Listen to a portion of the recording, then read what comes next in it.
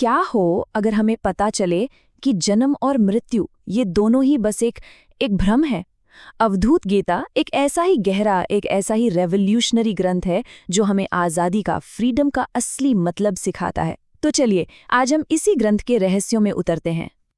सोचिए, ये ग्रंथ हजारों साल पुराना है, लेकिन इसकी बातें आज भी उतनी ही रेवोल्यूशनरी हैं। तो सवाल ये उठता है कि आखिर इसे लिखा किसने और इसका संदेश आज भी इतना पावरफुल क्यों है। चलिए पता लगाते हैं। इस ग्रंथ की शुरुआत ही एक ऐसे विचार से होती है जो दिमाग को हिलाकर रख दे।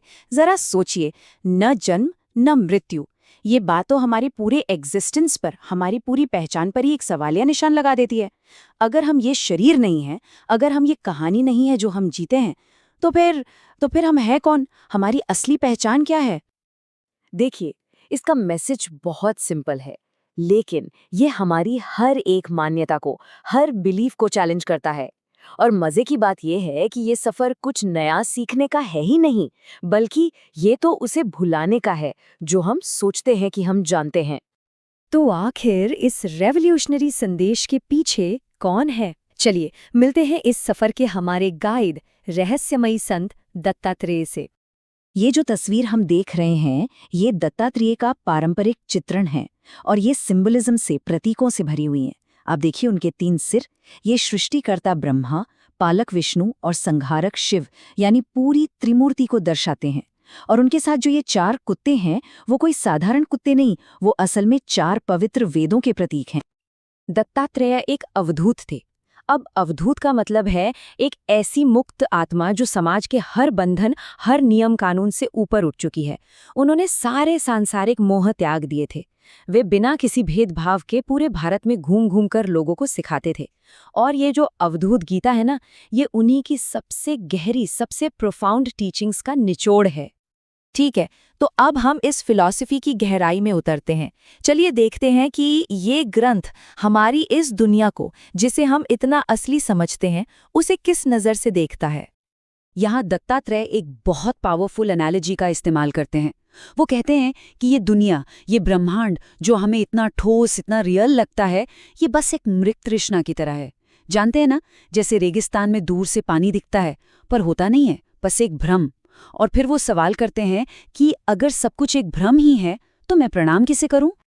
बिल्कुल वैसे ही जैसे मृग तृष्णा दूर से तो पानी लगती है, पर पास जाने पर सच्चाई पता चल जाती है, उसी तरह ये दुनिया भी उस परम सत्य का, उस अल्टीमेट रियलिटी का बस एक दिखावा है, एक प्रोजेक्शन है। अद्वैत वेदांत में इसी भ्रम को माया कहा गया है। तो ठीक है, अगर ये बाहरी दुनिया एक इल्यूजन है, एक भ्रम है, तो फिर सच क्या है, रियलिटी क्या है? अब हम अपना ध्यान बाहर से हटाकर अंदर की ओर लाते हैं और उस सच्चे स्व की प्रकृति को समझने की कोशिश करते हैं।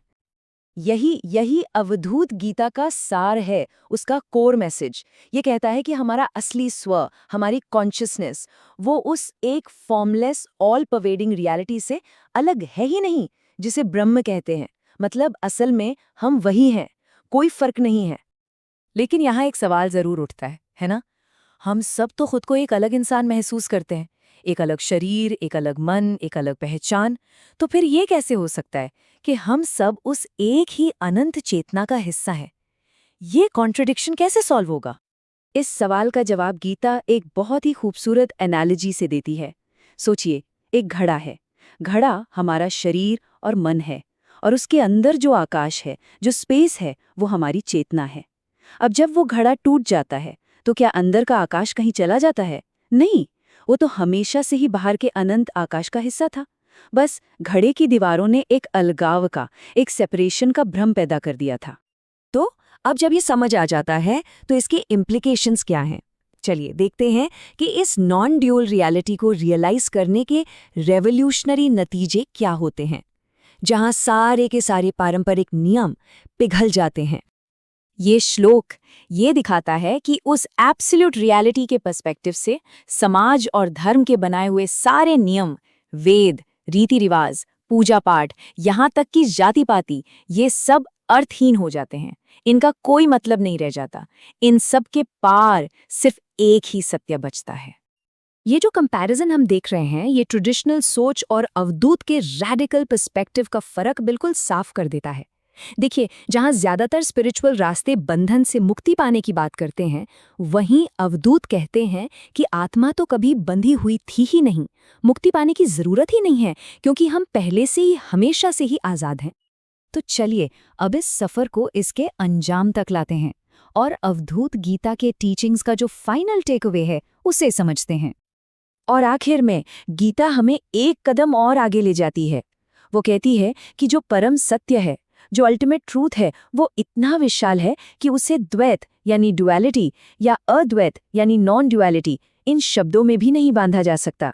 ये शब्द तो बस रास्ते में लगे साइन पोस्ट हैं, मंजिल खुद नहीं है। तो गीता का अंतिम संदेश क्या है? यही कि पाने के लिए कुछ भी नहीं है और जाने के लिए कहीं नहीं है। आत्मा कभी बंधी हुई थी ही नहीं, इसीलिए मुक्ति या मोक्ष को खोजना ही सबसे बड़ा इल्यूजन है। हमें कुछ हासिल नहीं करना है, बस इस बात को रियलाइज करना है कि हम हमेशा से क्या थे और क्या हैं। और यही सवाल है जो अवधूत गीता हमारे लिए छोड़ जाती है। एक ऐसा सवाल जो हमें सोचने पर मजबूर कर देता है कि अगर हम कभी बंधे ही नहीं थे, अगर आज़ादी कभी खोई ही नहीं थी, तो फिर हम दिन रात क्या खोजने की कोशिश कर रहे हैं?